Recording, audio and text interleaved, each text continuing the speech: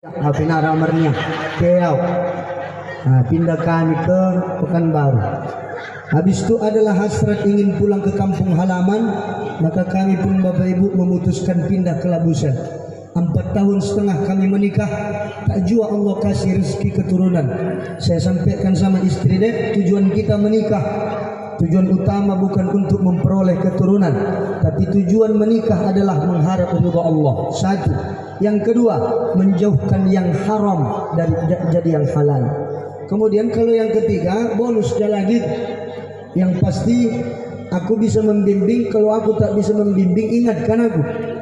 Nah, kalaupun tentang anak ini bonus dari Allah. Kalau dikasih syukur, tapi kalau tak dikasih pun jangan berputus asa dari rahmat Allah. Bisa jadi tak Allah kasih awak keturunan karena awak tak bisa menjaga amanah Allah, maka tak dikasih Allah. Dan bisa jadi kita punya anak banyak tapi durhaka semua sama kita Bapak Ibu, sehingga membawa orang tuanya masuk neraka. Alhamdulillah Bapak Ibu, pindahlah kami ke Labusel, hilangkan pikiran bagaimana caranya punya anak, sah tinggal di Labusel. Sebulan kemudian jeges mapa matang nia. Kami memang minta pindah. Kami pindah ke Kota Pinang. Alhamdulillah masyarakat luar biasa sambutannya, bahagianya minta ampun. Senang orang itu karena putra daerah pulang kampung. Saking senangnya orang itu terbakar lah 11 ruko di Kota Pinang. Dan sekarang sudah tinggal di Kota Pinang. Alhamdulillah bisa bersilaturahim malam ini kepada Bapak Ibu warga Bukit Pamugaran, Kota Paret. Dan ini baru pertama kalinya, memang nasaja itu ada halap Kota Paret itu pondok yang agenda kali. Tapi alhamdulillah walaupun terlambat tak apa ya kan Bu. Walaupun bulan Rajab sudah habis, ditelepon tulang kami kampung di WA, bisa membaca turutan nayon, bisa tulang tai, nah bisa hai menyusun jadwal doa hajat halap tulang niku. Maka pada akhirnya masyarakat menyesuaikan jadwal kami. Dong biar transportasinya, biar kira-kira akomodasinya buat aman betulangi di alam dosa indah. Mungkin maksud beliau dia ada kira-kira ustati hana atau pemalah. Nah, kalau saya Pak Bu tak bisa saya jawab yang model begitu, karena pesan guru saya Jagar, kalau kau berdakwah jangan pernah pikirkan berapa yang diberikan orang sama kau, jangan pernah pikirkan berapa yang diberikan masyarakat, karena tidak boleh kita pikirkan itu. Makanya Bapak Ibu kemana pun aku ceramah tidak pernah aku pikirkan itu. Panitia aja yang mikirkan itu, aku nggak usah. Ya ribut aku bukan. Karena dosa besar bagi kami para kiai, para ustadz, para dai mengharapkan sesuatu dari panitia, dosa. Tapi lebih besar dosa panitia kalau tak mengasih apa-apa sama ustadz. Berarti ustadz nggak ikhlas lah, ikhlas berapa? Telepon aku pas mula ke Kota Pinang, sampai Kota Pinang ketuk pintu. Assalamualaikum Guru Badang. Waalaikumsalam ya. Media setoran ini ya. Umat dia ikhlas lah di sana, kampung itu nggak di sana yang bayar. Ya kan Bu? Malulah kita deh mengharapkan sesuatu, ikhlas lah dulu malam ini. Ku bilang, pala besok pagi memasak dia nasi tok, tak ada sayur, tak ada lauk, tak ada sambal. Protes laku ya kan Pak? Ada maksudmu naruh ikan, naruh sambal, entah apa pun tak ada, ini cuma nasi tok. Apa kata dia? Makan ikhlas duit. Katanya sama aku. Oh, daripada ribut sama orang rumah bagus, ribut sama panitia. Nah Pak, ikhlasnya aku datang kemari, ikhlas. Allah ikhlas. Tapi agak pikirkan juga. Nah, Bapak Ibu jamaah bercanda ya. Jadi saat ini tinggal di Kota Pinang dan alhamdulillah bisa bersilaturahim. Mudah-mudahan ini bukan silaturahim yang terakhir. Lagian Bapak Ibu ada yang kodenya itu, kalau cocok berarti tahun muka diundang lagi. Kalau nggak cocok, nggak ada telepon dari tulang, berarti nasib naruhat ya. Mudah-mudahan tahun muka bisa kembali bersilaturahim. Nah mudah-mudahan panjang umur kita semua Bapak Ibu, amin. Sampai hari kiamat, amin. Bapak Ibu jamaah, langsung saja malam ini kita memperingati Isra Mi'raj Nabi Muhammad sallallahu alaihi wasallam sekaligus penyambutan bulan suci Ramadan. Bapak Ibu, setiap tahun Isra Mi'raj kita peringati. Pertanyaannya, apakah kita paham makna dari Isra Mi'raj itu? Sama halnya dengan Maulid Nabi. Setiap tahun kita peringati Maulid Nabi, tapi yang kita tahu cuma arti Maulid Nabi yang artinya kelahiran Nabi. Namun ketika dibacakan inti dari peringatan tersebut, dibacakan Al-Barzanji, tak paham kita satu kata pun apa yang dibacakan oleh pembaca Al-Barzanji. Padahal itu inti. Contoh, walamma tamma min hamlihi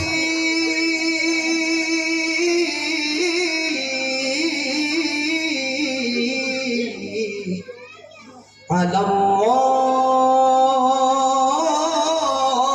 raji'i tis'atu ashhurin qamariyah. Tapi tak tahu kita arti. Tahu ada surat itu. Ini kalau di ujung-ujung awak diundang, ini hadis suara. Tapi tak tahu kita artinya, Pak. Kadang-kadang uak-uak itu pun ada yang manggung. Pas langsung paham buat itu. Sama macam hari Jumat. Kalau khotib Jumat buat cuma begini. Apa nama dong? Termasuk Isra Mi'raj, tak tahu kita apa artinya, Bapak. Nah, maka malam ini kembali kita mengulang kaji Isra dan Mi'raj. Apa itu Isra? Isra artinya berjalan di malam hari. Nah, ini lagu. Makanya kalau ada orang keluar malam-malam berarti dia sedang Isra. Ada anak gadis malam Kamisan, malam Mingguan berarti dia sedang ada marbada dan abang, ada ibu pus, ada bagiannya tong aborngin mulak tu bagusnya orang tua ni berarti ada sedang Mi'raj. Mi'raj artinya naik tangga. Tapi tangga kita dengan tangganya Allah berbeda. Di mana bedanya? Tangga kita zahir Bapak Ibu, nampak. Tapi kalau tangganya Allah sifatnya gaib. Cuma Allah saja yang tahu bagaimana bentuk tangga itu. Digabung Isra Mi'raj, perjalanan Rasulullah dari Masjidil Haram ke Masjidil Aqsa, Baitul Maqdis, naik ke langit sampai ke 7, kemudian menembus Sidratul Muntaha, menjemput salat 50 kali menjadi 5 kali sehari semalam. Nah, Bapak Ibu jamaah yang dimuliakan Allah Subhanahu wa taala. Pertanyaannya, apakah Isra Mi'raj ini ada tujuannya? Jelas, peristiwa sebesar Isra Mi'raj ini besar tujuannya. Semua yang Allah ciptakan di muka bumi ini semua ada tujuannya. Sampai yang terkecil sekalipun Allah buat ada tujuannya. Contoh, anggota tubuh kita, walaupun kita sepele Bapak Ibu melihat anggota tubuh ini, Allah buat semua ini tersusun rapi, ada tujuannya. Contoh, kenapa Allah meletakkan alis di atas mata? Kenapa bukan di bawah mata? Bayangkan Bapak Ibu, Ustaz Jagar ceramah di depan Bapak Ibu, alisnya ada di bawah. Jadi ganteng tidak? Seakan Om mencorbut, apalagi son? Kenapa Allah taruh alis itu di atas? Karena ketika air mengucur dari atas tak langsung mengenai mata, disaring dulu oleh alis. Kalau ditaruh alis itu di bawah, habis mata kita kena air. Tapi pertanyaannya, kenapa ibu-ibu alisnya dicukur? Kedua, hidung. Kenapa Allah taruh lubang hidung kita Pak di bawah? Kenapa nggak sebelah atas? Ara nanggo pergi cek ben Allah Taala mau gapi bete. Makanya bang itu. Nah, termasuk Isra Mi'raj peristiwa besar, ada tujuannya. Apa tujuannya? Secara garis besar disebutkan Allah dalam Al-Qur'an, linuriyahu min ayatina, untuk menunjukkan tanda-tanda kebesaran Allah kepada Nabi Muhammad sallallahu alaihi wasallam. Dalam kitab Ad-Dardir ala Qissatil Isra wal Mi'raj disebutkan Isra Mi'raj tujuannya ada lagi.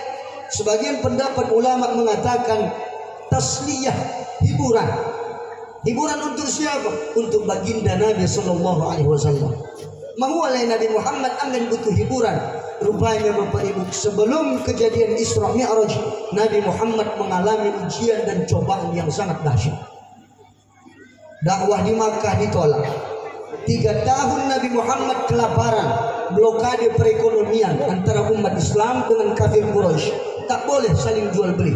Pada akhirnya Nabi Muhammad kelaparan. Saking laparnya Rasulullah, perut Rasulullah diganjal dengan batu. Habis itu berangkat Rasulullah ke Taif. Niatnya supaya dakwahnya diterima. Sampai di Taif malah Rasulullah dilempar dengan batu sehingga berdarah pelipis Rasulullah.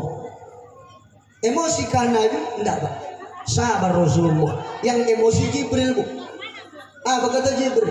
Oh Muhammad, enggak tahan aku lagi nih. Tunjukkan gunung-gunung yang mana yang kau pilih di antara gunung yang ada di Taif ini. Mana yang paling besar akan aku timpakan pada penduduk Taif. Apa kata Nabi? Sabar beri. Kalau orang itu tak mau beriman pada Allah, kutunggu anaknya beriman. Anaknya tak mau beriman, kutunggu cucunya. Cucunya tak mau beriman, kutunggu cicitnya. Cicitnya tak mau, cucu cicitnya. Cucu cicitnya tak mau, anak pinak keturunannya akan kutunggu beriman pada Allah. Fa innahum qaumun la ya'lamun. Karena orang itu tak paham apa maksud kedatangan. Seandainya Pak, di dusun Pamugaran nih, ada yang melempar kita batu. Kita Nabi misalnya, ya kan? Oh ya kan? Bodyguard kita Jibril. Dirambat kala kita pakai batu. Roh Jibril, patirawan dia di gunung Naipilin. Sudah yang di Bayuan dunia. Mungkin pilih sudah gunung. Tuh, rambatkan boleh. Tena jadi Nabi. Begitulah kesabaran Rasulullah. Saking sabarnya Rasulullah, sebagian mengatakan kesabaran Rasulullah tak sebanding apa-apa dengan kesabaran Nabi Ayyub alaihissalam. Pulang Rasulullah Bapak Ibu sampai di Makkah Al-Mukarramah. Tak lama dari itu meninggallah dua orang terkasihnya Rasulullah. Sayap kanan, sayap kiri patah. Sayap kanannya siapa? Sayap kanannya itulah dia Abu Thalib. Meninggal Abu Thalib, udah niat. Sedih bukan main Rasulullah. 3 hari kemudian Bapak Ibu meninggal pula istri Rasulullah yang paling dicintai Rasulullah, istri pertama. Itulah dia Siti Khadijah. Jangan amin Abu Omar ini. Siti Khadijah. Meninggal Siti Khadijah, sakitnya bukan main hati Rasulullah. Ujian datang bertubi-tubi Bapak Ibu. Yang terakhir ujian yang paling berat, meninggalnya Khadijah. Meninggal istri, apa enggak sedih? Kalau meninggal bini awak sedih nyawa itu, ya kan Pak?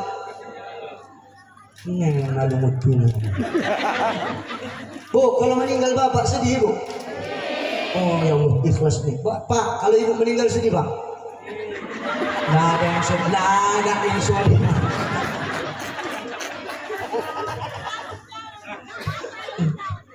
Tapi Pak, nggak usah bohong kita Pak. Ibu-ibu nih kawan kita berantem di rumah. Walaupun sering kita berantem, cekcok dan lain sebagainya, kalau sudah tak ada ibu, tetap baru kita tahu kalau kita sayang sama ibu. Nggak usah bohong kita Pak. Macam kata Bang Haji Romairam, kalau sudah tiada, baru terasa bahwa kehadirannya sungguh berharga. Sungguh berat aku rasa kehilangan dia. Sungguh berat aku rasa.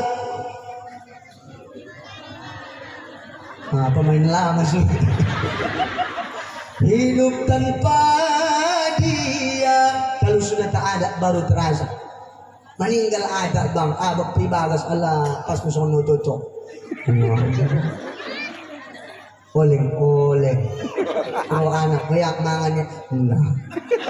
Kopi, enggak. Miso ya lewat, enggak. Bakso, enggak. Tuh kan juga punya kawin.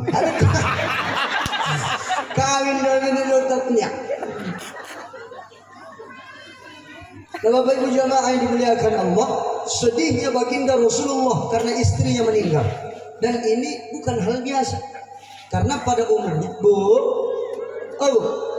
umumnya kan biasanya suami dulu meninggal baru istrinya. Amin.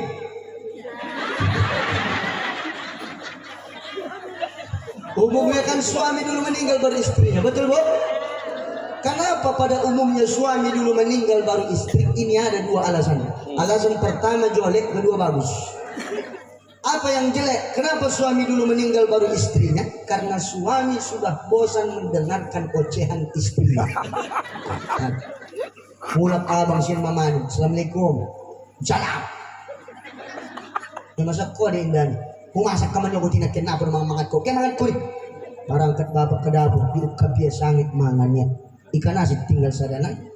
Buatonnya ulai rohat. Bang, ada beda. Tangan nih. Yang berkolek cukup dia belanja sebulan. 100.000 dia lekor 100.000. Ipena cukup membeli make up.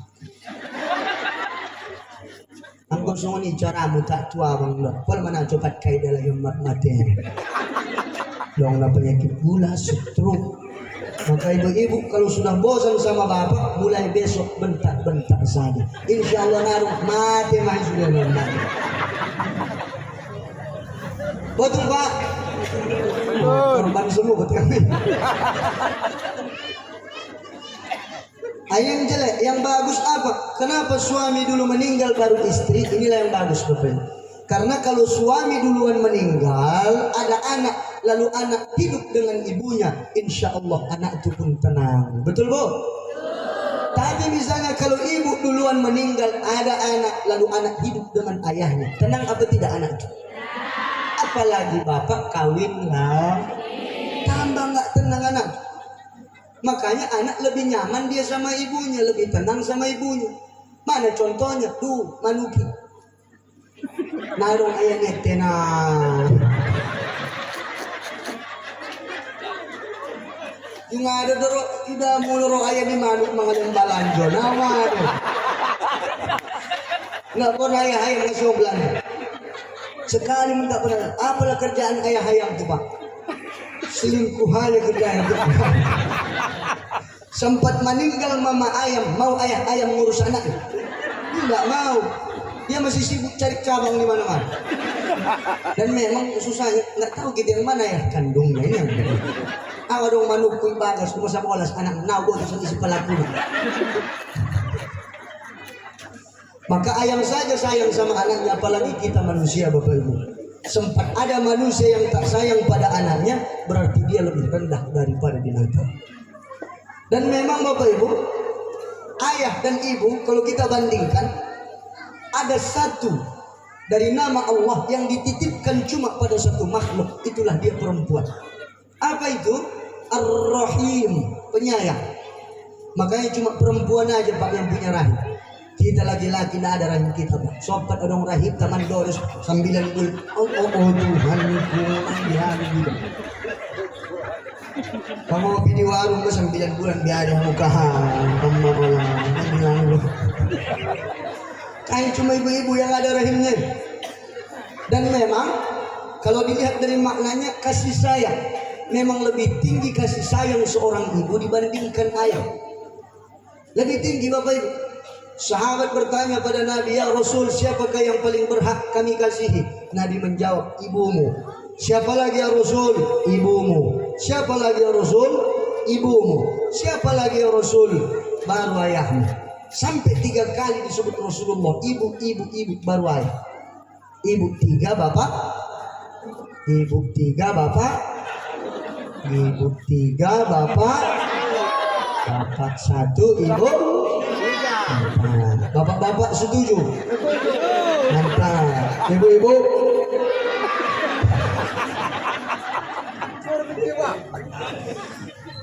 Ibu kaulah wanita yang mulia, derajatmu 3 tingkat dibanding ayah. Kau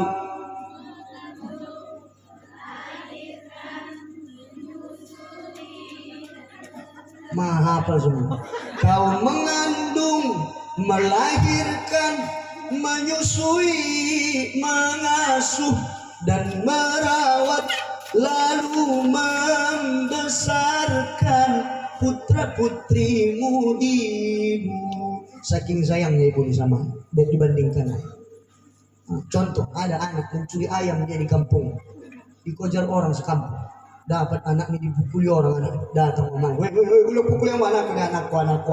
Dia bawa anaknya pulang ke rumah, udah berdarah muka anak, dilapnya muka anaknya yang berlumuran darah sambil menetes air matanya. Ya Allah ya Tuhanku, ambil kemana kok? Kalau nggak ada, mau bilang mama, ini saya lihat muka. Dan diulangi lagi anak. Datang ayah di samping, aja langsung ini disumati ini. Kata, mana yang lebih sayang sama kita, ibu atau ayah? Ibu. Apakah itu berarti ayah tak sayang pada kita? Sayang, tapi seorang ayah tak pernah dia tunjukkan langsung. Bak kata pantun bilang, jugu kau di para-para, natok tangan di jolo ni manggis, loja Aumar bicara, lek soro do betes manis.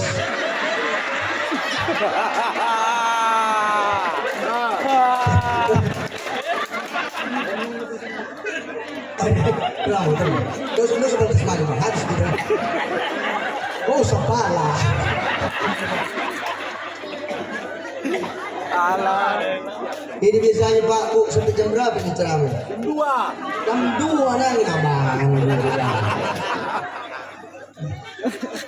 Bapak Ibu, Bapak Ibu yang dimuliakan Allah Subhanahu Wa Taala, masa tidak kan?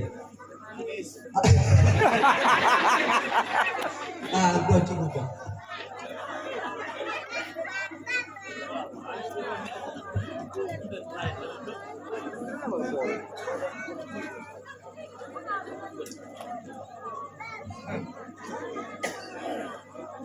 Nah Bapak Ibu jamaah, apakah itu tandanya seorang ayah tak sayang pada anaknya? Sayang, tapi seorang ayah dia tak pernah langsung dia tunjukkan itu. Banggakah dia pada anaknya? Bangga. Tapi dia sembunyikan kadang-kadang Bapak Ibu. Kenapa bisa begitu? Dalam keluarga ada sosok ayah, ibu, ada anak. Ibu lemah, anak lemah, maka tak bisa semua keluarga kita lemah. Butuh satu sosok yang kuat, itulah dia ayah. Maka anak ayah ayon dor kuat kon. Dor so kuat. Nah sempat lemah semuanya, tidak ada hidupnya keluarga kita. Makanya inilah sosok yang kuat. Nah, kapankah mulai muncul kebahagiaan seorang ayah, kebanggaan seorang ayah ketika melihat anaknya bisa dibanggakan di depan orang banyak. Sini mulai nih. Misalnya adik-adik kita tampil tadi Pak, bukan main bangganya orang tuanya, betul Pak? Bangga. Atau misalnya diundang seluruh wali murid datang ke sekolah, datang ayah ibunya, diumumkanlah anaknya juara umum. Juara umum tahun ini anak Pak Ramlan dan Bu Romla. Tepuk tangan semua orang. Luar biasa. Omaknya tidak tahan, mana ya Tuhan aku anak kakak itu ya ke anak itu anak. Bahagialah kakak punya anak model macam ini juara umum kak.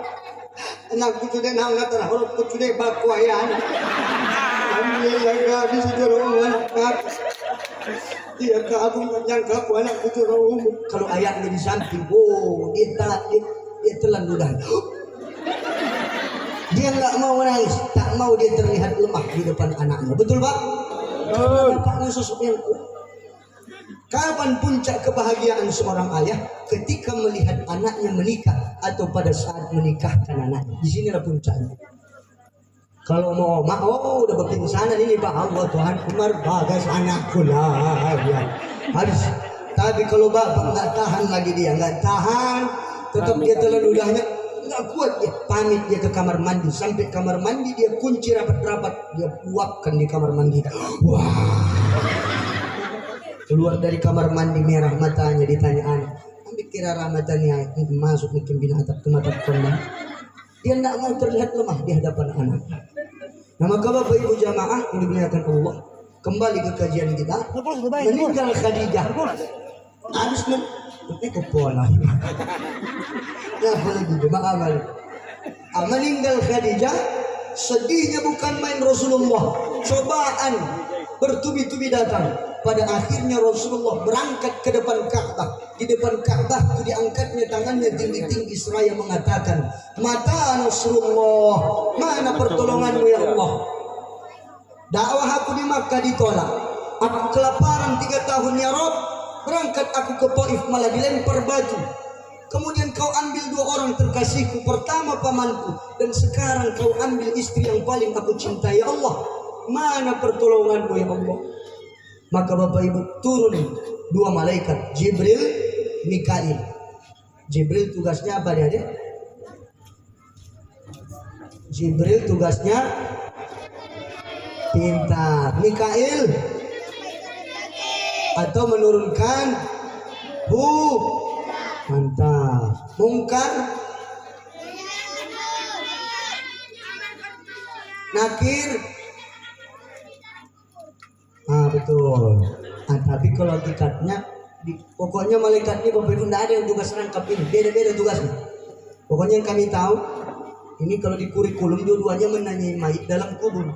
Tapi yang betul mungkar tukang tanya, nakir tukang pukul. Ayo, marah buka orang takut, marah buka enggak botok, marah buka enggak tahu, ajar kir, bang.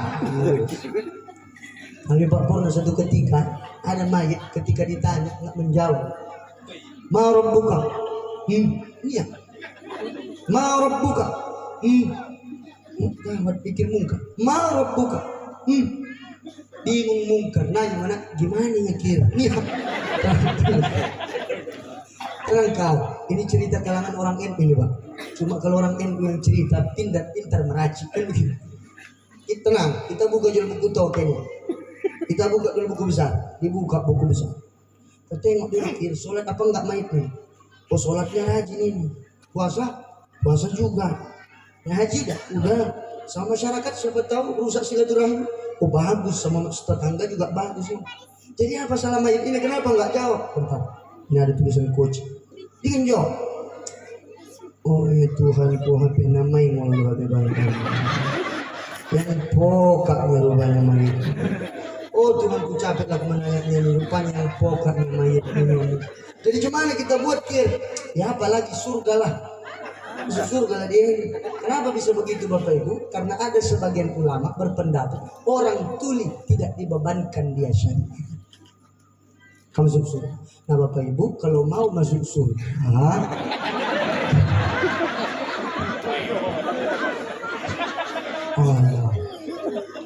Bapak Ibu jamaah turun Jibril Mikail. Turun. Sampai mendarat, ada yang mengatakan Nabi Muhammad berada di rumahnya sehingga bolong atap rumahnya. Tapi rata-rata mengatakan Nabi Muhammad dalam kitab Ad-Dardir disebutkan Nabi Muhammad ada di depan Ka'bah. Maka sampailah Jibril dan Mikail dibaringkan Rasulullah. Habis dibaringkan dibelah dada Nabi. Habis dibelah diambil hatinya. Kemudian Jibril perintahkan Mikail, ya Mikail, itini bipostin mimma Zamzam. Ambilkan aku sebaskom air Zamzam. Siap Jibril, OTW. Yang dicuci hati Rasulullah. Kurang bersih. Ya Mikail, itini bipostin. Mikail, ambilkan aku sebaskom lagi. Siap Jibril, 86. Ambil. Cuci. Sampai 3 kali dicuci hati Rasulullah. Setelah bersih, dimasukkan iman, dimasukkan hikmah, dimasukkan yakin, seluruh sifat positif dimasukkan ke dalam hati Rasulullah Sallallahu Alaihi Wasallam. Setelah selesai, dikatupkan kembali perut Rasulullah seperti sedia kala. Sadar baginda Nabi, di sampingnya sudah ada satu kendaraan para Nabi dan Rasul. Itulah yang bernama Buraq. Buraq berasal dari kata barqun yang artinya kilat, karena kecepatan Buraq secepat kilat. Bagaimana bentuk buraq? Bentuknya seperti kuda, tapi dia bukan kuda. Warnanya putih dan dia punya sayap. Kalau gambaran orang Yahudi, sayap buraq ada di punggungnya atau di tanggurnya. Tapi kalau kita umat Islam, para ulama kita menjelaskan bahwa buraq punya sayap ada di pahanya. Sehingga Bapak Ibu, buraq ini kecepatannya sejauh mata dia memandang, maka 1 langkah kakinya berjalan. Sejauh mata memandang, kakinya 1 langkah. Maka tak heran kita Bapak Ibu, saking cepatnya buraq tersebut, selesai Isra Mi'raj tidak sampai 1 malam. Nah Bapak Ibu jamaah yang dimuliakan Allah, berangkat dari Masjidil Haram ke Masjidil Aqsa. Banyak yang dilalui baginda Nabi Sallallahu Alaihi Wasallam. Tak bisa kita jabarkan satu-satu Bapak Ibu, mengingat waktu yang singkat. Sampai di Masjidil Aqsa, naik ke langit. Sampai di langit pertama, ketuk pintu langit dunia. Dari atas menjawab, man fil kharij? Jibril. Siapa di bawah? Jibril. Siapa yang bersamamu? Jibril. Man ma'ak? Muhammad. Sudah diutus Muhammad itu. Sudah masuk Rasulullah, masuk Jibril, sampai di atas Rasulullah disambut oleh Nabi Adam alaihissalam persis seperti pertama kali Adam diciptakan. Nabi Adam memberikan salam, mendoakan yang terbaik untuk Rasulullah dan umatnya. Naik ke langit kedua, sama pertanyaannya. Di langit kedua disambut Nabi Isa. 3, disambut oleh Nabi Idris alaihissalam. 4 disambut Nabi Yusuf. 5 disambut Nabi Harun. Langit ke-6 disambut Nabi Musa. Ke-7 disambut Nabi Ibrahim alaihissalam. Sampai di langit ke-7 Bapak Ibu, di atasnya ada Sidratul Muntaha. Maka letak Sidratul Muntaha bukan di langit ke-7, tapi jauh di atas langit ke-7. Naik baginda Nabi sallallahu alaihi wasallam bertemu dengan Allah. Maka pada saat bertemu dengan Allah langsung tersungkur Nabi Muhammad sallallahu alaihi wasallam.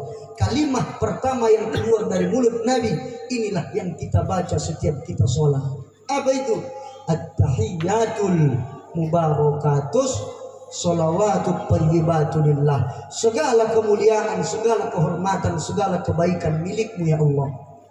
Dibalas Allah salam Nabi, assalamu alaika ayyuhan nabiyyu wa rahmatullahi wa barakatuh. Keselamatan untukmu Muhammad serta para nabi serta para utusanku dan keberkahan dariku. Dijawab Nabi lagi, assalamu alaina wa ala ibadillahi sholihin. Keselamatan untuk kami Allah dan juga hamba-hambamu yang saleh. Selesai, singkat cerita, datang kewajiban. Muhammad, kubebankan kau dan umatmu sholat 50 kali sehari semalam. Turun baginda Nabi Bapak Ibu. Sampai di langit ke-7 ingin minta pendapat pada Nabi Ibrahim. Ibrahim tak peduli, Ibrahim cuek. Pada akhirnya Nabi pun turun ke langit ke-6. Sampai langit ke-6 jumpa dengan Nabi Musa. Nabi Musa bertanya, Muhammad, apa yang sudah Allah wajibkan atas kau dan umatmu? Apa kata Musa? Apa kata Rasulullah? Ya Musa, wahai Nabi Musa, Allah wajibkan aku dan umatku sholat 50 kali sehari semalam. Bagaimana menurutmu? Bagaimana jawaban Musa? Muhammad, umatmu tak akan sanggup sholat 50 kali sehari semalam. Sudah pernah ku coba pada umatku, orang itu tak mampu. Apalagi umatmu. Padahal umatku tinggi-tinggi, kekar-kekar, besar-besar, tak sanggup orang itu. Ditambah lagi umatmu pula yang dibebankan, malah tak sanggup. Umatmu itu kecil-kecil, pendek-pendek, ada masih nekot, semeter kotor. Tak akan sanggup orang itu sholat 50 kali sehari semalam. Umatku beda sama umatmu. Umatku makanannya bergizi, susu dan madu. Umatmu makanannya jengkol, sambal balacan, tahu, tempe, genjer, kangkung. Tak akan sanggup orang itu sholat 50 kali.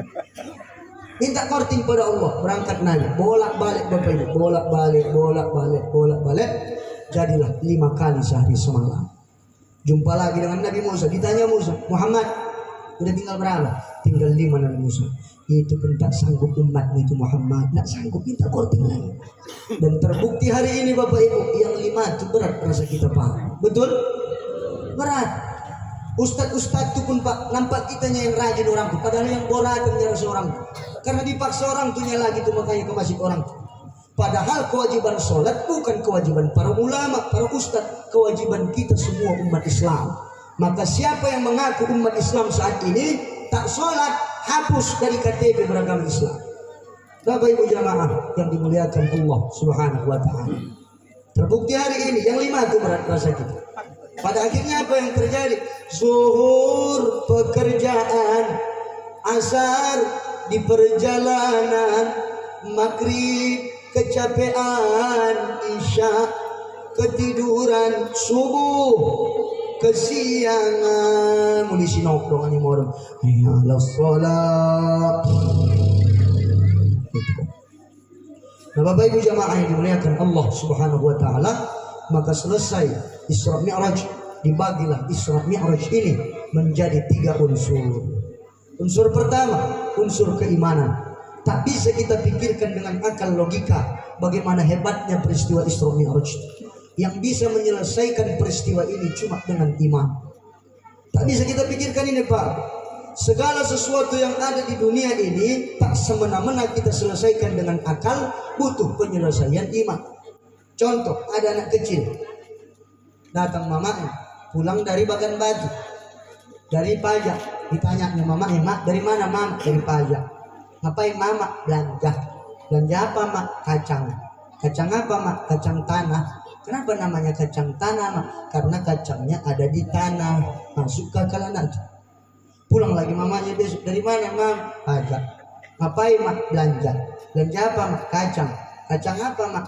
kacang hijau. Kenapa namanya kacang hijau? Karena kacangnya warnanya hijau. Masuk akalnya.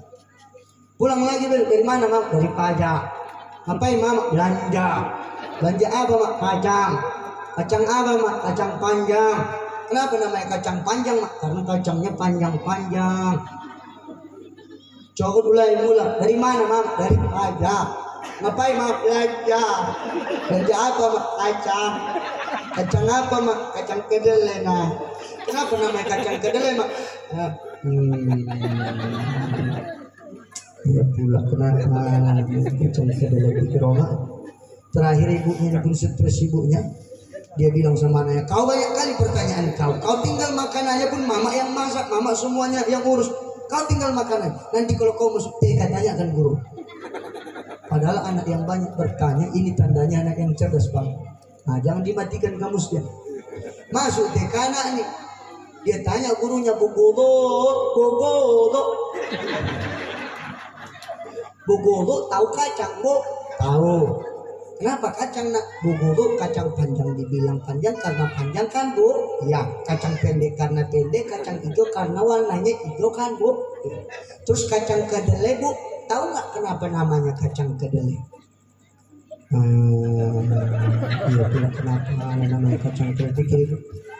Begini, Nak. Untuk kacang kedelai itu nggak masuk di kurikulum TK, Nak. Nanti kalau kau masuk SD, di situ baru masuk kurikulumnya. Nanti kau tanya sama gurumu ya. Iya, Bu. Anak TK dia bicara kurikulum, mana paham dia?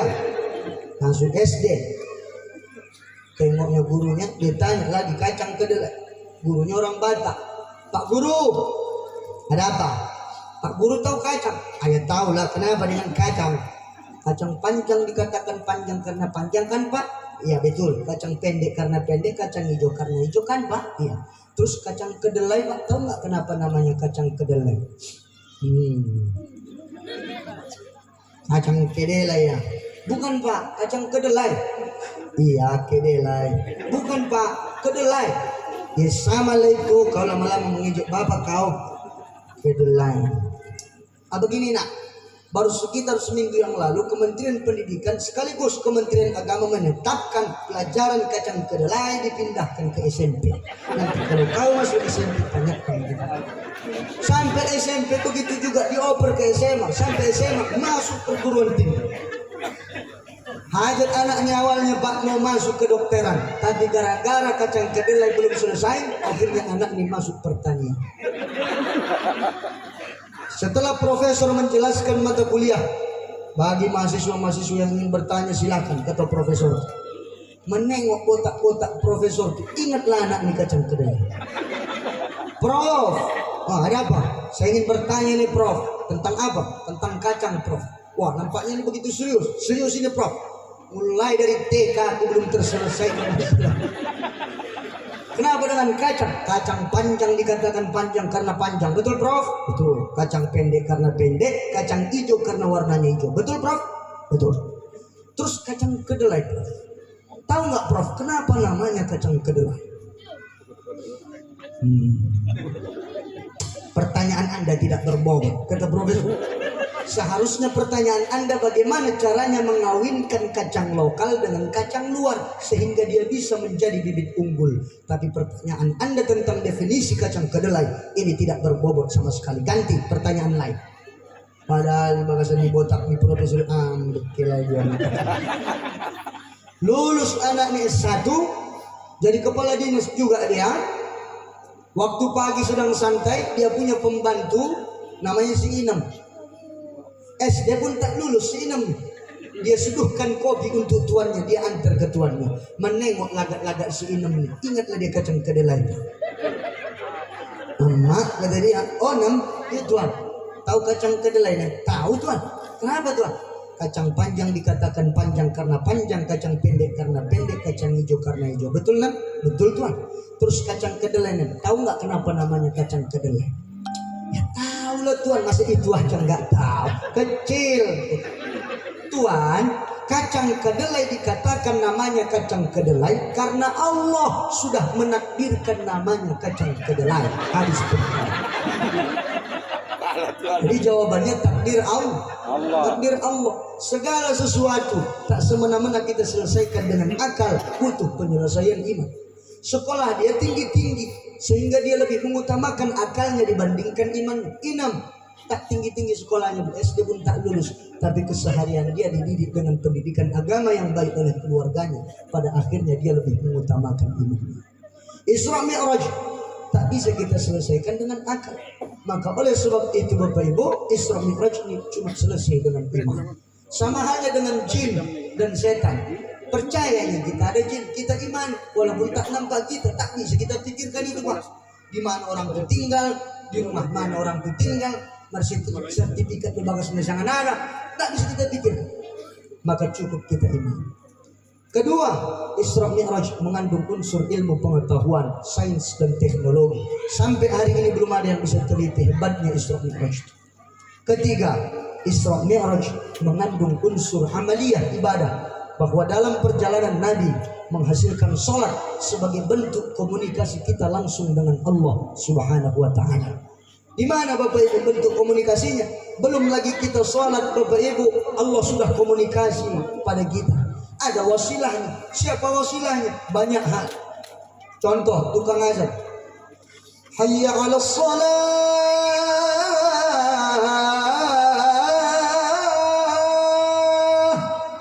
Artinya mari kita sholat.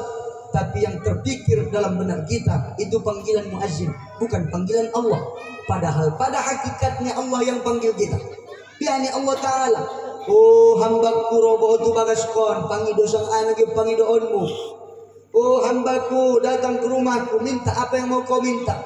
Kau mau kaya minta sama aku, kau mau senang minta sama aku, anakmu mau lulus PNS minta sama aku, anakmu masuk TNI, mau masuk Polri dan lain sebagainya minta sama aku. Kau mau sawitmu tambah lebar minta sama aku. Kita tak mau datang, sehingga datang perasaan sempit, gelisah dan galau. Kenapa? Karena saat dipanggil Allah tak bersegera kita datang. Nah Bapak Ibu, makanya Asmi Dardaris bilang, bila kau dengar suara azan bergema, bergetarkah hatimu, ataukah diam membisu? Kalau azan dikumandangkan di masjid Bapak Ibu, bergetarkah hati kita mendengarkan azan itu? Ada bergetar Bu? Bergetar Pak? Kalau aku jujur Pak, tergantung siapa yang azan. Jadi ambil pengaruh. Nah, jadi yang betul waktu kira-kira 90-80 tahun umur na azan ya, enggak dengan namar getar aja. Wah, mana namar getar? Allah. Kalau aku susah lu.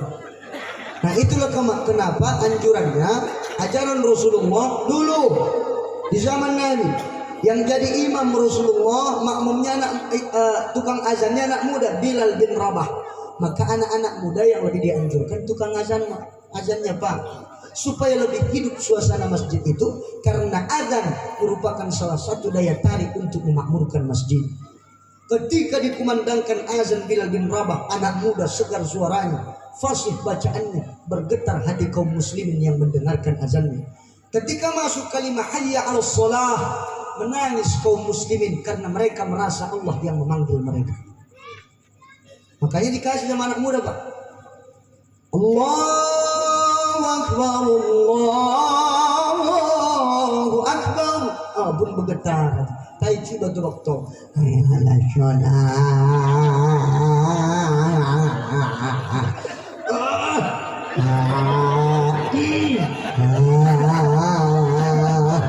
susah. Anak muda. Cuma kadang-kadang Pak, jangan kemudahan. Ini pun berat juga kemudahan. Kadang-kadang anak-anak kita belum pasti dia bacaannya. Iqra pun baru lagi selesai, Quran belum khatam, bacaan azannya pun belum pas. Kadang-kadang napas pun setengah-setengah, iya kan? Ini anak-anaknya ada yang bikin emosi kadang-kadang azannya. Allahu Akbar, Allahu Akbar. Hayya 'alas shalah. Emosi kadang-kadang. adik-adik yang betul azannya, oke? Anak muda. Nah ditambah Pak, sekarang model-model azan juga yang banyak Pak. Ada azan Makkah, Madinah, Syria. Sebetulnya apanya fungsi nada-nada azan? Ada fungsinya Pak. Contoh maghrib, kalau kita putar televisi, rata-rata yang diputar itu azan Makkah atau azan Madinah. Allahu Akbar, Allahu Akbar. Kenapa bisa begitu model azannya? Kenapa lembut dia? Karena kondisi maghrib, kondisi orang baru selesai beraktivitas. Orang baru pulang kerja, capek. Makanya dibuat yang lembut. Nah, maka anjurannya lembut-lembut, jangan tinggi-tinggi. Kawan pulang kerja, capek, emosian. Allahu Akbar, Allahu Akbar. Ada maksud itu tukang ajaran. Oh Tuhan bisa balau jangan. Allah Tuhan ku tahan, Allah. Masuk Isya. Isya ini ke mana? Di Isya kondisinya orang baru pulang kerja capek, tak mau yang tinggi-tinggi. Orang baru habis makan, ngantuk, jadi tak mau yang rendah-rendah. Jadi tengah-tengah diambil.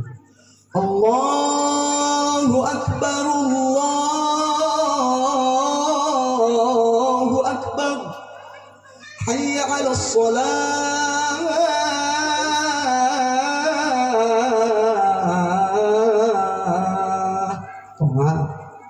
Masuk subuh. Subuh ini kayak mana kondisinya? Subuh orang sedang tertidur lelap. Jadi bagaimana caranya supaya orang semangat bangun, ambil wudhu, berangkat ke masjid dengan senang hati? Maka dibuatlah azannya yang semangat. Misal azan Syariah. Allahu Akbar, Allahu Akbar. Allahu Akbar, Allahu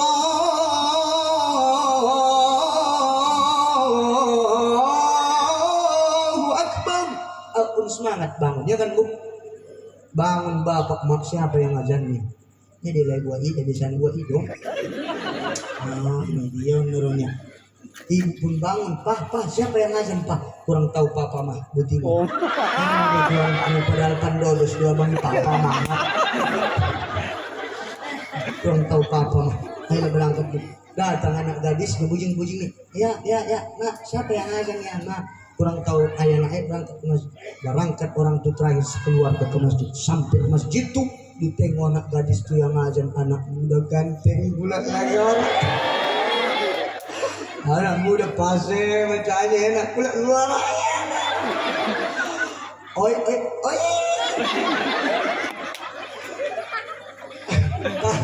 Omong mak ni lah Pak yang gak tahan.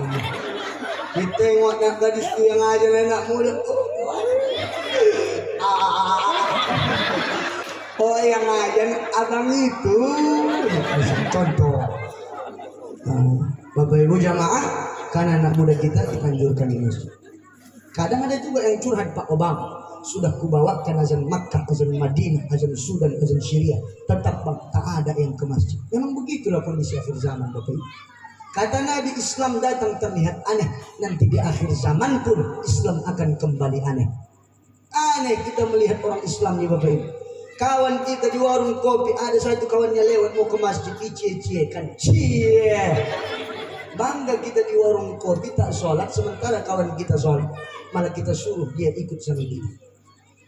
Muda kehe halak sumbayang, idokon madapa malim-malikon. Merasa aneh kita menengok orang pergi sholat. Ada boru pakaian Islam, didokon magadis kolot kampungan apa? Maka banggalah kita Pak pada agama kita ini, jangan kita malu. Kalau malu kita dengan agama ini, lambat laun agama ini bakalan hilang terus. Tapi kalau bangga kita Pak, insya Allah kokoh kita. Misalnya kita buat misal ada 10 perempuan, 9 orang pakai jilbab, 1 orang tak berjilbab. Siapa yang malu? Yang malu yang tak berjilbab, karena cuma dia sendiri yang tak berjilbab, yang 9-nya berjilbab. Tapi misalnya 9 orang tak berjilbab, cuma 1 yang berjilbab di antara orang itu, siapa yang malu? Yang berjilbab malu karena cuma dia sendiri yang pakai jilbab. Allah soal buka aja nggak apa-apa nih, akhirnya tak berjilbab semua. Di kampung kita nih Bapak Ibu, misalnya ada perjudian di mana-mana, resah kita, gelisah kita masyarakat, tapi tidak ada yang berani bersatu, tidak ada yang berani melerai. Betul Bu? Tapi coba bersatu kita Pak Bu, bersatu, semua kabur, omak-omak bersatu semua, pakai mukena semua datang ke tempat perjudian itu. Allah nak tulang dan kabur semua. Karena kita tak bersatu Bapak Ibu. Maka kalau kita bersatu, insya Allah tak ada kemaksiatan di kampung kita. Bapak Ibu jamaah yang dimuliakan Allah Subhanahu wa taala, kita kembali ke kajian kita, anak-anak muda kita anjurkan di masjid. Kalau untuk imam bagaimana? Imam beda. Imam itu 4 anjuran Nabi, padahal banyak Bapak Ibu, tapi kita jelaskan 4 saja secara umum. Yang pertama, orang yang mengamalkan Al-Qur'an. Ini Sahih Muslim, orang yang mengamalkan Quran. Artinya apa? Yang fasih bacaannya. Kemudian yang banyak hafalannya, dialah yang berhak maju ke depan jadi imam. Kedua, orang yang mengamalkan sunnah, artinya dia paham hukum. Kemudian kalau yang namanya sunnah, akhlaknya baik, sehingga ketika dia jadi imam, makmum di belakang gak nyumpai. Ya Allah ya Tuhanku, dia pula imamnya, padahal ngetele aku yang keluar. Oh Tuhan, utangnya kenapa dibayar kan? Misalnya. Ketiga, orang yang paling tua di antara kamu, tapi bukan yang ketuaan. Misalnya huruf R2 itu tidak Allah mahanya. Keempat, dia tuan rumah, maka dia yang berhak maju ke depan. Kalau dia tamu, walaupun Imam Sudes, Imam Syari Rosyid datang ke kampung kita ini tidak jadi imam, orang itu tidak berhak. Yang berhak adalah tuan rumah. Sama halnya kalau ada tamu datang ke rumah kita, tak berhak tamu itu duduk di tempat biasa tuan rumah duduk, kecuali dengan izin tuan rumah. Nah maka Bapak Ibu, inilah 4 anjuran Nabi. Qurannya sama, sunnahnya sama, pengetahuannya pun sama, tuanya pun sama. Cuman itu Ustaz, di orang sini juga, rumahnya di mana? Sama Ustaz, tahun berapa dia datang? Sama tahunnya, pas lah, orang tua lahir pun sama. Jadi kayak mana? Aku tambah 1 lagi Bu. Berarti yang bininya 2, ini yang berhak. Karena dia lebih adil, ya kan Pak? Setuju Pak? Nah Bapak Ibu jamaah yang dimuliakan Allah Subhanahu wa taala, yang mana yang dikatakan muda? Yang dikatakan muda menurut umur Rasulullah 63 tahun ke bawah. Yang tua yang mana? 63 tahun ke atas. Nah inilah yang tua. Syarat untuk jadi muazzin yang muda 63 tahun ke bawah, maka mereka dianjurkan jadi imam. Boleh ke orang-orang tua tuh yang azan di masjid? Boleh Bapak Ibu. Kadang-kadang kasihan kita sama orang-orang tua kita. Ditengoknya yang ke belakang orang belero bahasa nada, tidak menaruh terakhir wa imana tampil. Nah, maka anak-anak kita anjurkan kemasukan. Tapi misalnya bapak tuh dia paling tua di kampung tuh, sementara ada anak muda, dia sudah akil balik, bacaannya fasih, dan kemudian dia tahu hukum mana yang lebih dipilih, maka dipilih anak muda ini maju ke depan. Maju nak, maju. Cuma anak muda ini ada panggar-panggarnya. Nah, ini perlu dijaga itu Pak. Kalau orang tua kita sudah tahu, dia sudah pengalaman, tapi kalau anak muda ini, pantang lah pula, baru pulang dari pesantren misalnya, atau baru juara MTQ, maju dia. Gaya yang banyak anak muda. Komat. Wa isu ya komat. Allahu Akbar. Syahadu an la ilaha illallah. Angkat lagi. Syahadu anna Muhammadar Rasulullah. Lagi. Hayya 'alas shalah. Berhenti. La ilaha illallah. Gaya yang paling banyak kemanggu busuk-busuk. Luruskan soft sawu sufufakum, soft diluruskan dan dirapatkan.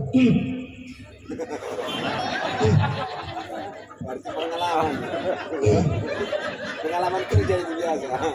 Soft soft.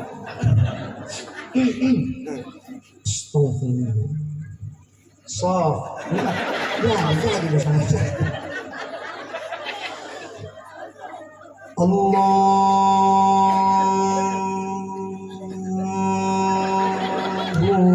Akbar. Gaya yang banyak. Kalau wak ini di belakang, cikal bakal lama kawan. Tapi ada kadang-kadang wak pikir wak itu mengangguk. masuk surah. Bismillahirrahmanirrahim. Berhenti. Tarik nafas lagi. Alhamdulillahi Rabbil Alamin. Berhenti. Tarik lagi. Ar-Rahmanir Rahim. Waktu pun di belakang ada yang bisa bahas yang itu. Kan pas lewat pas. Alhamdulillah. Sangat itu disuruh bayar on betul jadi ini mondol. Waladdallin. Amin. Ah itu apa dia? Ada itu Pak makmum tu bosan jadi tunjukkannya kan ada itu Pak. Masuk surah solat maghrib dia kan. Bismillahirrahmanirrahim. Yasin orang gue mati om manawi dari mata ayat solat maghrib dibanting kawan Yasin mata ayat wah ini pun cagak satu wah ini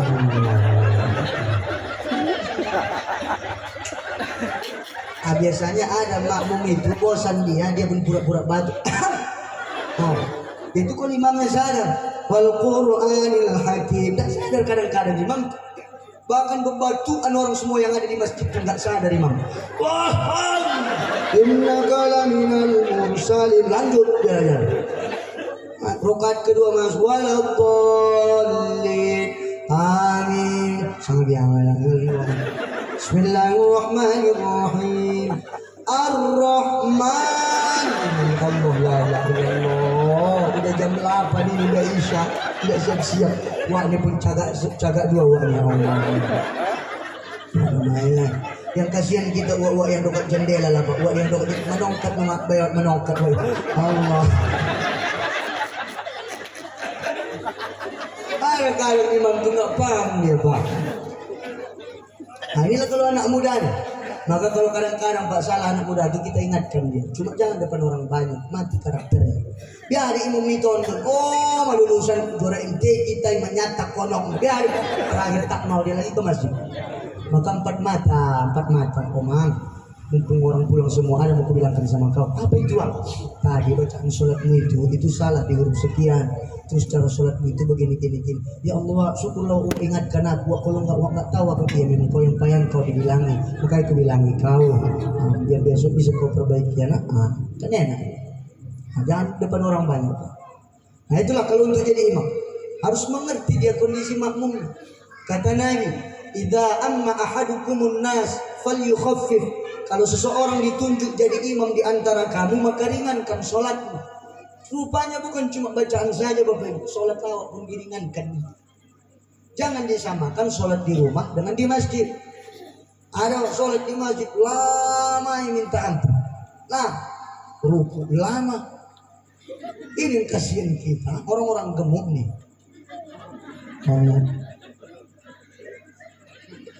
Ya adalah ingat kami kenapa.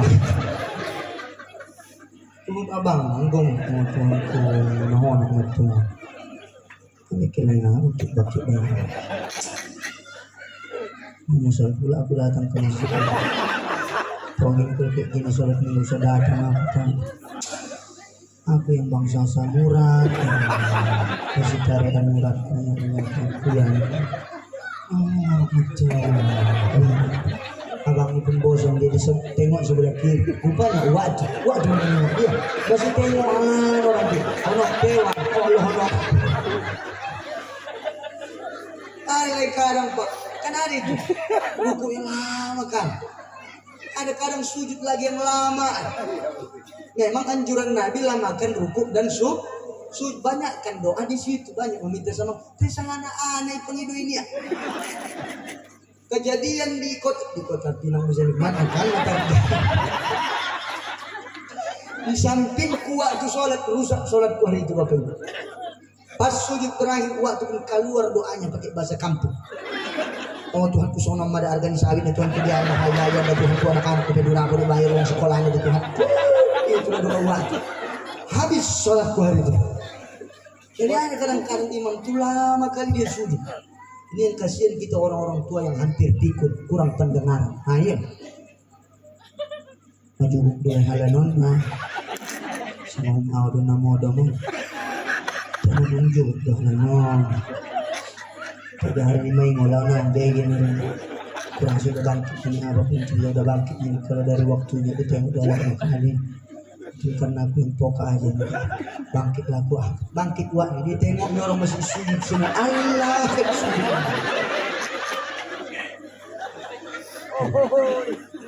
Bapak Ibu jamaah yang dimuliakan Allah Subhanahu wa taala, maka seorang imam mesti paham dia bagaimana kondisi makmumnya di belakang, siapa yang di belakang itu.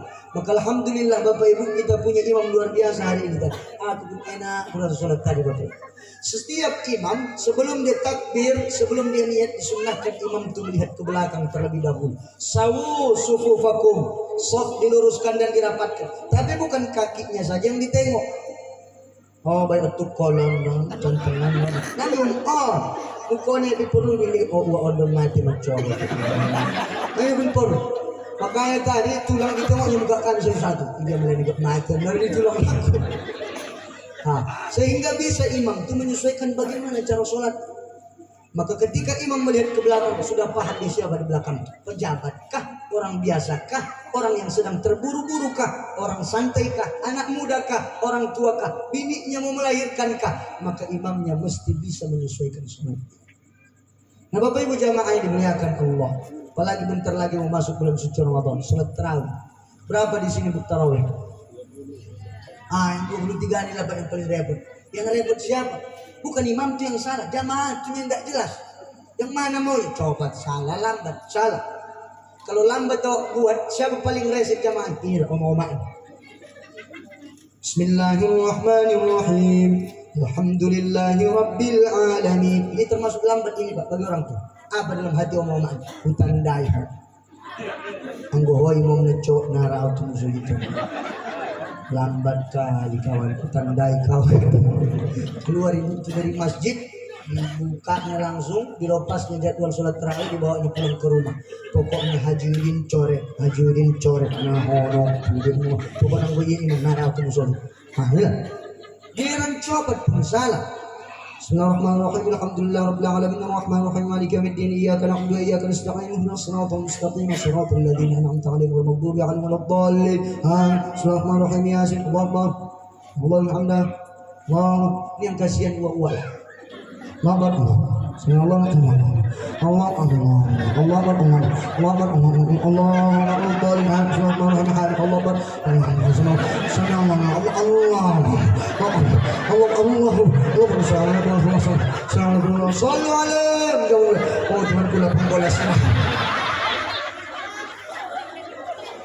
copat salah, lambat salah. Ini yang bingung kami Pak. Sampai sekarang belum kutemukan mana solusinya.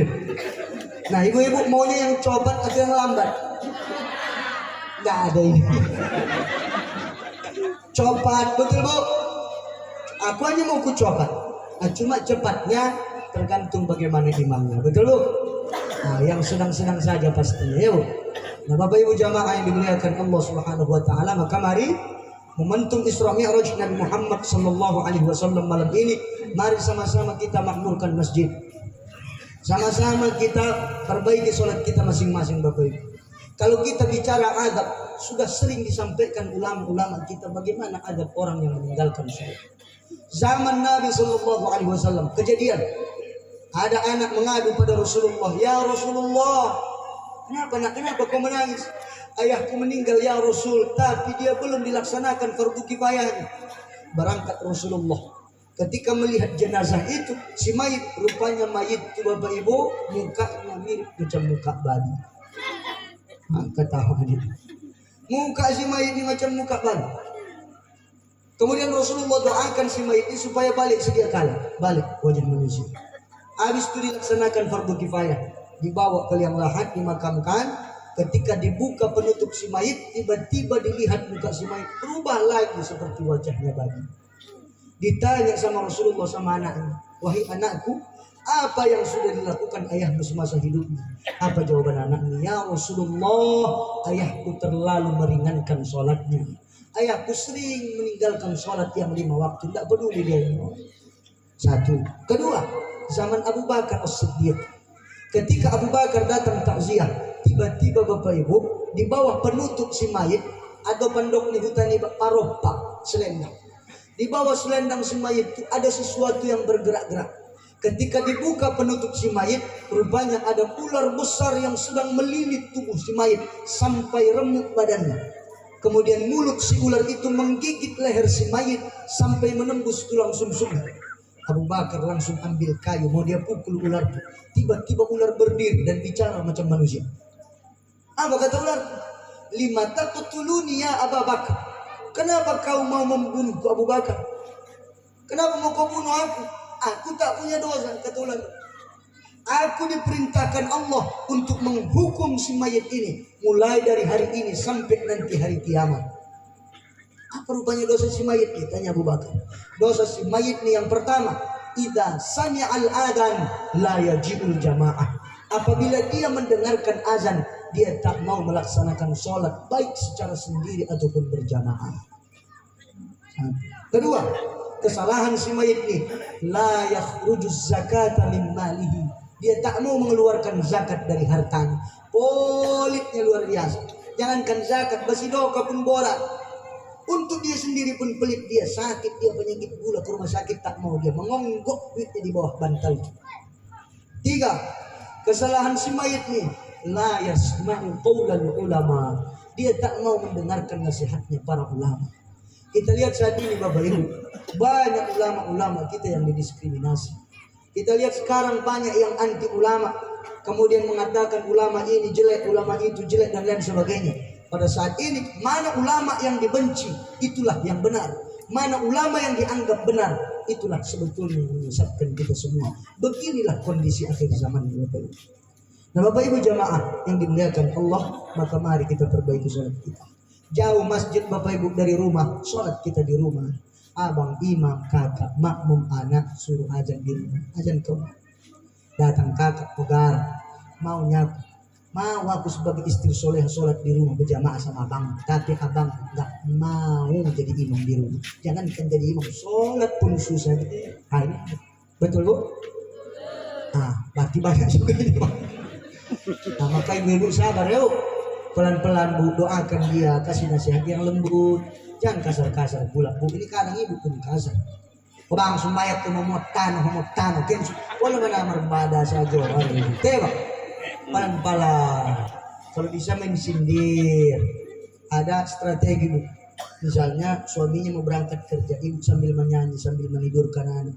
Sepohon kayu daunnya rimbun, lebat bunganya serta buahnya. Walaupun hidup 1000 tahun, kalau tak sembahyang apa gunanya? Lewat apa? Walaupun hidup 1000 tahun, kalau tak sembahyang apa gunanya? Besok ganti lagu lagi, abang mau berangkat. Laba-laba membuat sarang, burung darat terbang melayang. Bahagia orang yang sembahyang, dunia akhirat disayang Tuhan. Bahagia orang yang sembahyang, dunia akhirat disayang Tuhan. Lama-lama abang pun bosan begitu aja lagi. Ode abang, nggak ada lagu lain lagi sini itu. Nggak ada lagi, cuma itu yang dapat pulau. Terakhir bapak pun udah dipakainya pecinya. Oh berangkat ke masjid. Lewat depan warung datang kawan, cie aja. Jangan pedulikan itu Pak. Amal kita jangan kita peduli. Bapak Ibu jamaah yang dimuliakan Allah Subhanahu Wa Taala. Kayak gitu pun nggak mampu strateginya Bu. Atau strategi lain misalnya ibu sambil menangis. Oh bang, sini dulu abang dulu apa? Sini dulu. Apa ini harus aku bilang? Apa tidak bilang ya? Tapi abang jangan marah. Kenapa ya bang? Abang kan jadi sedikit marah. Kenapa nyolopet kok? Biarlah. Ini kan anak kita udah 4 bang, udah 4. Iya 4. Nah berapa?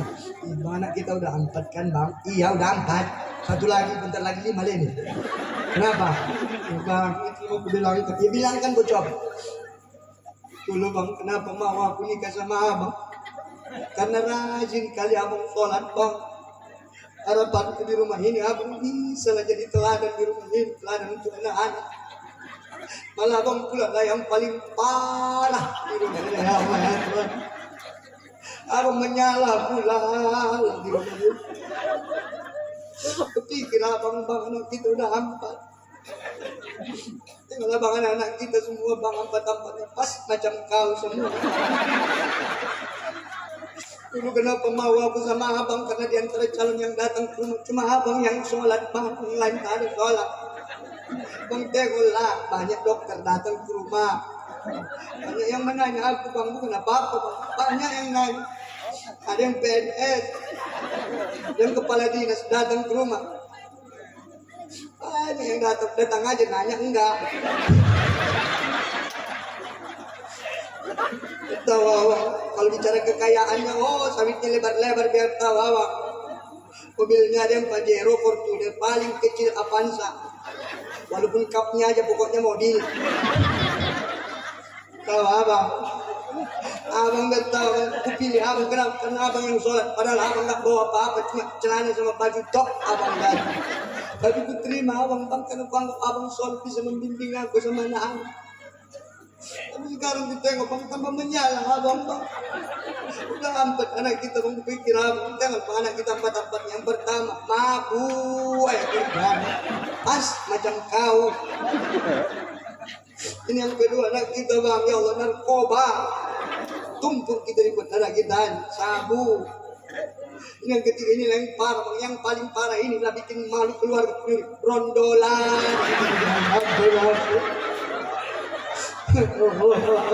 Celana lagi jadi pembalung dah kita kau itu betul. Itu aku komusi deh. Ini keempat ini lah yang agak mending bang. Anak kita soleh ini, yang satu ini rajin kali sedekah. Tapi akhirnya baru aku tahu rupanya sedekah chip. Ya Allah. Kalau kayak gini caranya bang masuk neraka lagi kita sekeluarga dan tahu apa. Itu harus pikir kok masuk neraka itu saya keluar ke si botoh. Naik bus lagi tadi, naik bus, naik KUPJ. Tahu kau supirnya. Nah, anak penumpang aku kena naik mobil kali. Sampai Pagan Batu tanya mau kemana ibu? Neraka. Kami bijabaan Allah Subhanahu wa taala. Oleh sebab itu mari sama-sama kita perbaiki kepada kita berikan contoh yang baik pada generasi kita Bapak Ibu. Kita ingin anak kita jadi anak yang solih dan solihah. Tak akan berhasil cita-cita kita kalau kita sebagai orang tua tak mensolehkan dan mensolihahkan diri kita masing-masing. Karena anak punya sifat yang namanya hubbut taqlid, senang meniru apapun yang dilakukan orang tuanya, maka itulah yang dilakukan anak. Maka kalau disuruh orang tuanya, nak pergi kau sholat, jangan kita salahkan anak kita ketika di masjid tak betul sholatnya. Tapi kalau kita katakan, nak ayo kita sholat, berarti kita memberikan contoh yang baik. Mudah-mudahan bermanfaat apa yang kami sampaikan malam ini. Itulah inti dari peringatan Isra Mi'raj pada malam ini. Kemudian yang terakhir ada pertanyaan, agak tahu balik ini. Sangat motor. Assalamualaikum Ustaz, begitu mau tanya Ustaz, apa hukumnya main skater?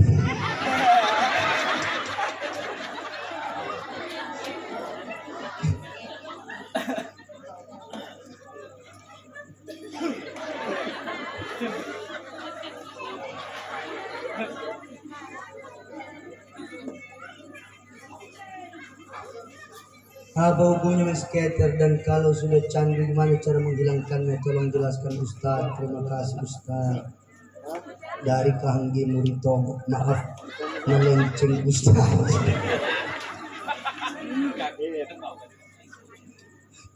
Bapak Ibu yang dimuliakan Allah Subhanahu wa taala, bicara masalah skater ini bicara tentang melalaikan waktu. Siapa orang yang melalaikan waktu? Alladzina hum fi salatihim khashi'un, yang mereka lalai dari salatnya. Nah Bapak Ibu, skater ini sama halnya dengan game. bisa buat candi. Dalam hadis Nabi disebutkan la darara wala dirar. Jangan membuat kemudaratan pada diri sendiri dan jangan membuat kemudaratan pada orang lain. Bicara tentang game online, kemudian skater, ini kan melalaikan waktu dan kemudian rusak saraf-saraf otak kita. Kalau dilihat dari tenaga medis, tenaga kesehatan, saraf otak kita rusak. Ada Pak, kami tinggal di rumah sakit, di samping rumah sakit jiwa Tampan, Pekanbaru, di sana rumah mertua. Ada di situ salah satu dari yang sakit masuk ke dalam tuh begini aja tangan, begini terus. Kenapa? Karena rusak sarafnya. Nah maka kalau bicara soal game, judi dan lain sebagainya, ini dibaratkan melalaikan namanya, maka ini jatuhnya haram. Sepakat semua jumhur ulama mengatakan haram. Tidak ada yang berbeda pendapat, semuanya haram. Nah, kemudian jawaban kedua, apalagi pertanyaan kedua dari anggota panitia, apa hukumnya suami sering berbohong pada istri? Yang namanya berbohong pasti dosa. Ada yang berbohong yang dibolehkan. Mana itu? Berbohong untuk istri demi membahagiakan dia boleh. Misalnya, ya Allah deh, gimana masakanku enak apa enggak?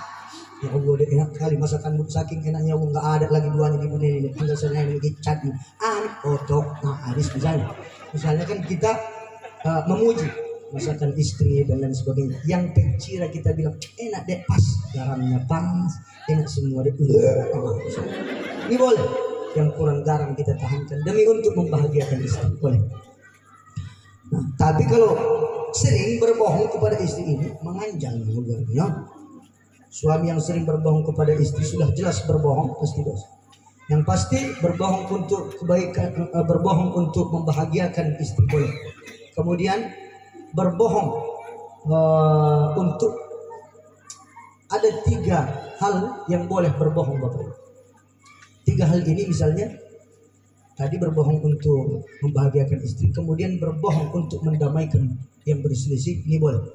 Jangan kita melaga-laga orang. Misalnya ada pencuri datang ke kampung kita, kita alihkan misalnya. Datang dia ke rumah kita nggak kasih tahu orang, tapi oh bang, aku mencuri ke sini, tobat aku bang, jangan dibawa aku kantor polisi. Mau aku dibawa kantor polisi, tapi jangan dimasakan aku. Maka kita tak boleh bilang semua orang di sini pencurinya. Boleh, bertahan dia karena dia sudah menyerah. Kita simpan. Nah, untuk mendamaikan orang berselisih boleh. Nah dia, setahu dia baik, dia nggak kayak gitu, baik aja. Ini mendamaikan. Jangan malah kita perburuk suasana. Dia memang kayak gitu, itu memang busuan mulutnya dia. Ya tapi kan kau sering naik mobil, sering aku naik mobil dia lah. Mobilnya kan berhasil, enak lah kau. Mobilnya berhasil, tapi mulutnya berasap. Ya, bohong. Ketiga, bolehkah membuka? Assalamualaikum Ustaz, saya mau bertanya, bolehkah membaca 2 doa iftitah dalam salat Allahu Akbar kabira, kemudian dilanjutkan inni wajjahtu wajhiya? Maksudnya 2 doa iftitah dalam salat Allahu Akbar kabira, kemudian sama ini. Kalau Allahumma ba'id dibaca sama Allahu Akbar kabira, oke. Misalnya kan, tapi terlalu boros ini enggak kejarawat ini. Yang pasti hukum membaca doa iftitah ini hukumnya sunnah. Kemudian kalau yang murni dari Rasulullah SAW, Allahumma ba'id. Sementara kalau Allahu Akbar kabira ini anjuran yang datang dari lisan seorang sahabat Rasulullah yang bernama Bilal bin Rabah. Tidak Pak, dibaca saja. Mungkin maksudnya bagaimana? Bolehkah membaca 2 doa iftitah, Allahu Akbar kabira, kemudian dilanjutkan inni wajjahtu wajhiya lillazi fatara as-samawati.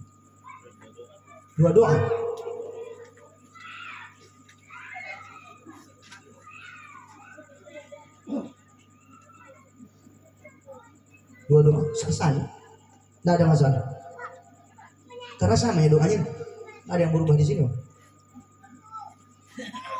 Yang kedua, apakah sholat tarawih itu ayat pendeknya tertentu ataukah ayatnya terserah? Sholat tarawih, tolong penjelasannya karena pertanyaan ini instan di kampung kami. Nah begini Bapak Ibu, bicara tentang ayat yang dianjurkan dalam sholat tarawih. Kalau di zaman Rasulullah, kenapa dia ini sebetulnya tambah panjang ini karena dimulai dari sholat ada yang 20 rakaat, kemudian ada yang 8 rakaat bertubi-tubi, maka menyesuaikan dia ayat yang mana yang dianjurkan. Kalau rata-rata ada yang tersebar sama kita makalah-makalah yang dibuat dari para ulama-ulama kita, tapi ini bukan dari kalangan bukan dari Rasulullah, bukan juga dari kalangan para sahabat, melainkan ini dari para ulama kita yang beberapa imam madhab kita juga menganjurkan surah-surah apa yang dianjurkan. Yang pasti tidak ada aturan tentang ayat apa yang akan kita bawakan dalam masjid itu. Cuma kalau beberapa ulama kita merentetkan, ada mungkin sebagian yang dianjurkan, misalnya kalau sholat tarawih, kalau 20 rakaat dia, misalnya menyesuaikan dengan keadaan sholat kita di situ, maka surah yang dibaca adalah surah-surah yang pendek. Apakah dia mesti beraturan atau tidak? Baiknya beraturan. Misalnya dibaca Bismillahirrahmanirrahim Waladhdallin Amin. Bismillahirrahmanirrahim. Misalnya surah pertama yang dibawakan pada umumnya ada yang misalnya dia dari Ad-Duha, atau misalnya ada yang membawakan dari misalnya kalau 8 rakaat Alam Tara, kemudian macam-macam. Yang penting berentet dia sampai ke bawah. Kalau bicara tentang kalau dia mengacak, bagaimana hukumnya? Nah, ada hukum sah-sah saja. Nah, ini masalah kerapian, jadi bagian dari tertib kita sholat. Kemudian kalau bicara tentang misalnya kami di sini 8 rakaat, bagaimana ayat yang dianjurkan? Maka kalau kita 8 rakaat di sini, yang dianjurkan panjang ayatnya, menyesuaikan dia dengan yang 20 rakaat. Jangan yang 20 rakaat sehingga bacaan kita pun tak tentu, sehingga menyalahi bacaan dan sholat kita pun tak ada tumakninahnya. Ini yang dihindari. Nah, Bapak Ibu jamaah, mungkin inilah yang bisa kami jawab dari beberapa pertanyaan ini. Lebih kurang mohon maaf apabila ada kata-kata kami yang salah, mohon kiranya dimaafkan. Tapi kalau kami salah Bapak Ibu, mohon jangan salahkan kami. Salahkan tulang, karena tulang yang dulu kami kemarin ya kan. Kurang mohon maaf. Maka di akhir doa apa yang kita cita-citakan, yang kita niatkan, mudah-mudahan diijabah Allah, mudah-mudahan panjang umur kita semua. Mari kita sambut bulan suci Ramadan dengan penuh sukacita. Yang artinya sukacita, yang artinya bergembira, itu tandanya kita siap melakukan amal ibadah pun dalam bulan suci Ramadan. Semangat beribadah, semangat untuk menatap masa depan.